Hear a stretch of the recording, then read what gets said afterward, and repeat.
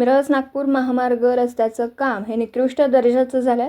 कामाबाबत जनहित याचिका दाखल करण्याचा इशारा यावेळी फजल कोकणी, गुरुवर्य धर्मवीर आनंद दिघे युवा प्रतिष्ठान सांगली यांनी सांगितलं। तर या रस्त्याचा पाठपुरावा जोपर्यंत होत नाही तोपर्यंत आणि हे कामाचा खुलासा नितीन गडकरी सांगणार असल्याचे कोकणी यांनी यावेळी सांगितलं।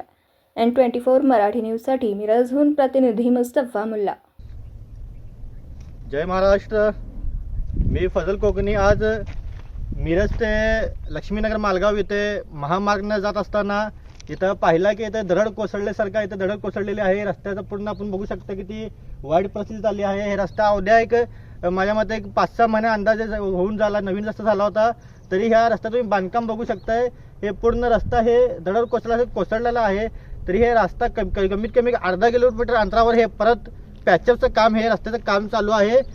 बघू शकता आपण इथं की इथली ब्लॉक वगैरे जे आहे, साईडची जी भिंत ब्लॉकच्या द्वारे बांधले गेलेले आहे ते पाक कोसळले गेलेले आहे। आणि हे जे बांधकाम ज्यांनी केलं आहे, जे कॉन्ट्रॅक्टर होता, ते कॉन्ट्रॅक्टरने जे बांधकाम हे झालं पूर्ण रस्त्याचं काम झाल्यावर याचा वर्क ऑर्डर निघाला होता काय, कुठल्या अधिकाऱ्यांना ह्या रस्त्याची पाहणी केली होती, तपासणी केली होती, आणि हे कुठंतरी टक्केवारी पद्धतीनं हे बांधकाम रस्त्याचं काम मिरजेत झाला होता काय, याची सकळ चौकशी करण्याबाबत मी जनहित याचिका दाखल करणार आहे आणि एक मोठं आंदोलन इथं उभारण्यात येणार आहे। आपण बघू शकताय की इथं फक्त 3 ते 4 इंचचा फक्त कॉन्क्रीटचा रस्ता झालेला आहे। बाकी खाली पूर्णपणे आपण बघू शकताय पूर्ण माती आहे। त्यात कुठं सिमेंट वगैरे कमी प्रमाणात वापर केल्यामुळे हे पूर्ण कोसळलेलं आहे।